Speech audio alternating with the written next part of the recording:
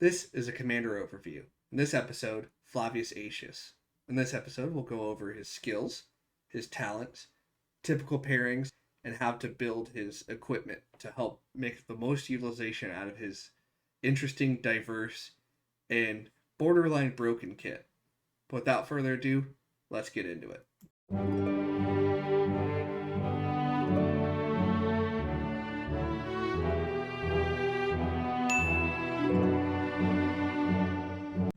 First, we'll go over Flavius's skills.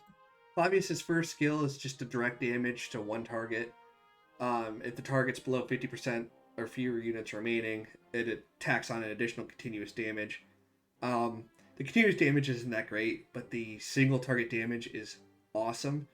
Although the presence of no AoE attacks makes him a little vulnerable to swarming. Second skill increases attack, but also increases defense and health if he's inside of a building, which is where we're going to be putting him. So it, for us, essentially, is a 15% bonus to everything.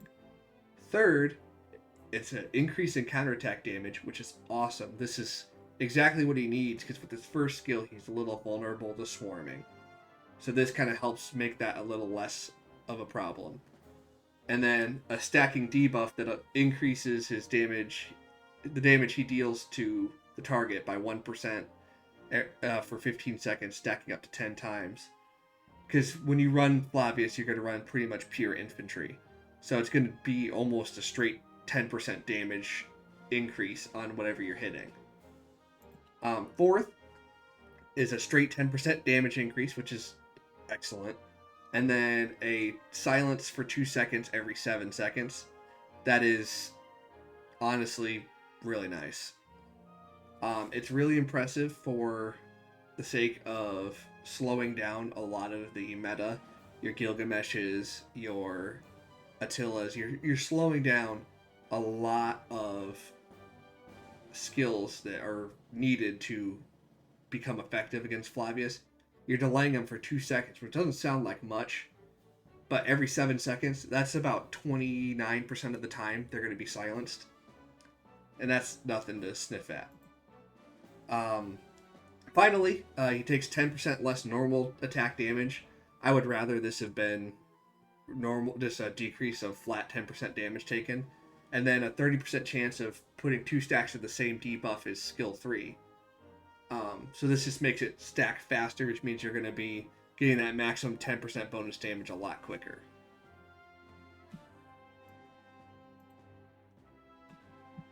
Next, we're on to the talents.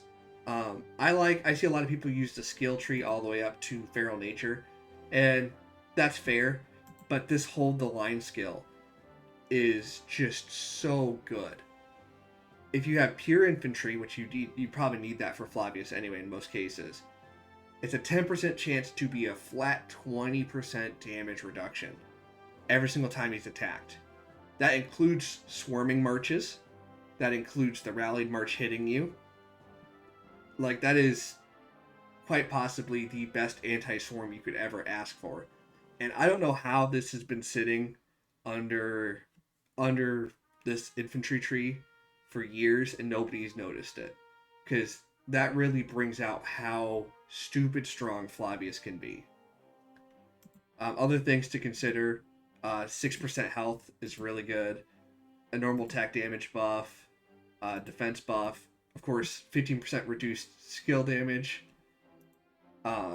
Skill damage increase on the second skill. 60 rage coming back.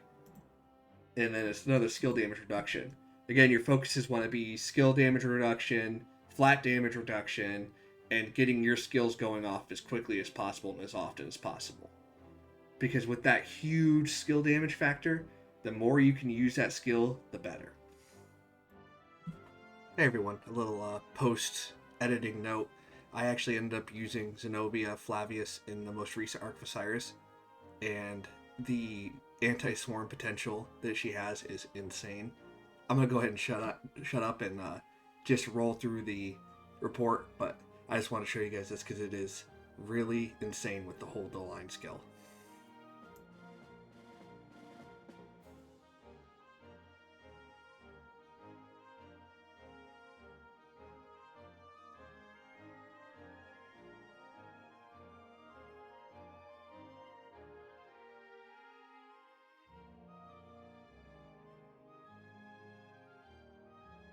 As for pairings, Flavius goes really well with Zenobia. He should go pretty decently with Theo if you have Theo and not Zenobia. But there's not a lot that he goes well with outside of that, because you can't go with Ys and Sin because of the mixed troops. If you had Charles expertise, that would be a good option. If you had Constantine, that would also be a good option. But generally speaking, you're going to get the best results using Zenobia or Theo with Flavius. And with that, that concludes our discussion on Flavius Aetius. I hope this helps shed some light on him as a commander and help you decide if you want to go after him or not. If you like this video, giving it a like is a great way to let me know, so I know to keep making videos like this. If you want to see more, subscribing and hitting the notification bell is awesome too, because it helps to make sure you never miss a Rise of Kingdoms video. And as always, good luck, fight well, and I will see you on the battlefield.